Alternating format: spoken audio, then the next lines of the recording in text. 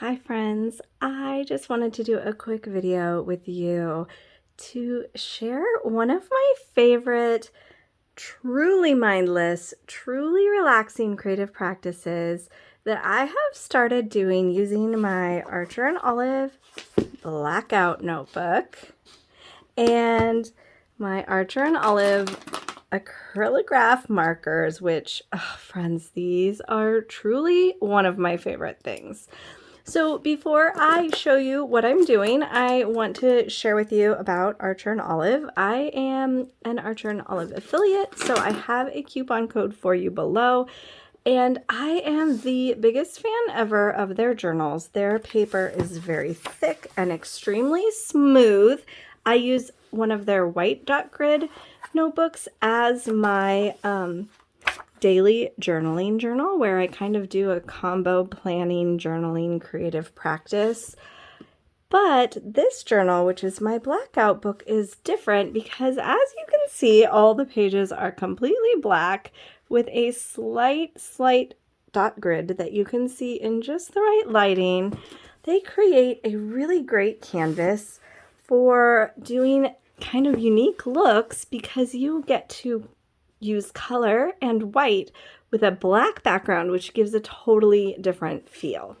So when I first got this book, I have tried all sorts of things. If you scroll through, you'll see that I've created some patterns like this, which are just really simple patterns following the dot grid pattern. I've created some like more detailed word art type things. I'm gonna find one for you here. Oh, where is it? Oh, like this, for example. This was notes on a podcast. This is a really intricate doodly pattern I did. And I've done things like this, where I've written Bible verses. These are their metallics, and friends, they do not come off on your hands at all. Or, for example, something like this, where I lettered a quote and then practiced with just some Morgan Harper Nichols style, like abstract lines.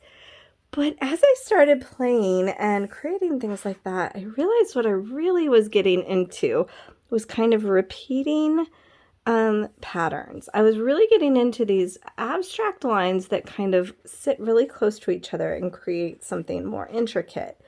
So because of that, oh, here's some more lettering from me. I have started really using this journal mainly for pattern creation. Now, these are not patterns in the traditional sense, right? Like this one that I showed you here, which was like a repeat. Oh, here's another one that I did that was like Zentangle-y. These have all of these early things I did kind of led me to this current obsession. So this is more like a repeat pattern that follows an exact, like a mathematical formula, right? This, on the other hand, is more like a free-flowing abstract pattern that follows a formula in a sense. Like I made some little centers and then, or I think I started on the outside and then went in.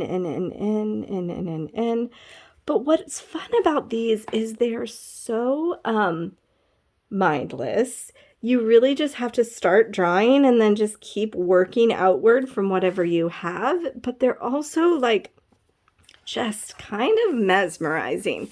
So on a day, friends, that I have a truly bad day, like there was a day I spent hours and hours and hours in emergency doctor appointments with one of my sons who was losing his hearing.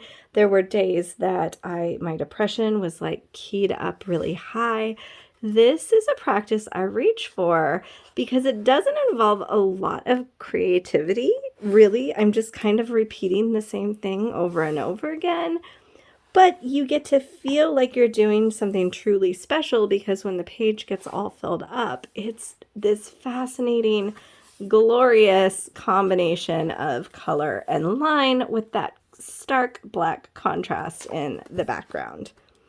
So I haven't done 100 million of these because frankly, they take me a long time. Something like this I did over a period of maybe 2 or 3 nights because, you know, it's one line at a time. but they're an easy thing to pick up and come back to as long as you remember what colors you were working with. And they're a really easy thing to start, even if you're not exactly sure what to do with yourself. You can start with a simple shape like an arc or a curved line, or this is just a series of different patterned lines that I was playing with. These are similar to these, except for you can see my lines break on these. The idea is just to kind of let yourself continue to build from wherever you start and see what you end up with. So as you can see, I don't have a ton because I really do save this practice for when my brain is tired or my heart is weary, because it feels freeing and also completely not anything that requires any creative freedom from me. But also, you know, I like to take my time and just enjoy the process. But I thought if you're a person that's looking for some easy creative practices that just kind of free your mind and kind of unburden a tired, weary soul without a whole lot of forethought, you might enjoy creating some things that look a little bit like this. Other ideas would be to do like a wood grain, which is kind of like those wood grain lines. If you look them up online, you'll see they're very swoopy into each other. I think that's it, friends. That's what I have. Here's another one. This is just the metallic pens, though. Another example of how I've played with these pens in this book.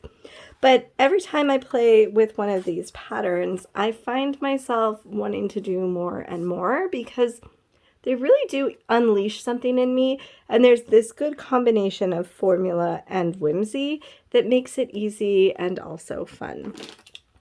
If you are looking at the Archer and Olive Acrylographs, I have pretty much every set in different sizes. I don't have every set in every size, but when you buy a set, they coordinate really well. So for example, this is an entire set together, and this is another entire set together, and you can see how they kind of work with each other really well. So I would pick a color tone, a set that has a tone that you really love, and just start with one set and see how you like them. They come in 3mm tips, which I'll show you is a kind of thick tip like this. I find for these kinds of patterns, I'm enjoying the bigger tip better. But they also have a 0.7 size, and let me see if I can find one for you. Here you go. The 0.7 size is this little teeny tiny tip, and it's going to look a little bit different on your page. So depending on what you're doing, if I'm doing these dot grid patterns, for example, which I was doing for a while, these aren't my obsession anymore because you have to count a little bit more for these. A tired brain, well, my tired brain does not like to count, but your tired brain might like to count. But if you're doing an intricate pattern like this or one of these tiny little squares, the smaller tip is better. But I find for these more all-encompassing page patterns that bigger tip is a little bit easier to draw one solid line with and not to have to do several. As you can see, I'm still filling this page. It's not my favorite, but that's okay. And I'll show you just for kicks. Here's a comparison.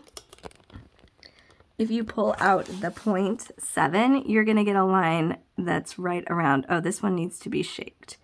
It has kind of a plasticier tip, and it will be a little bit smaller. Those bigger 3mm ones are going to have a much wider, let me find one that I know is going to be nice and juicy for you. They're going to have a wider, they're going to show up wider, and they don't have as much detail precision because of the blunt, thicker end on that tip.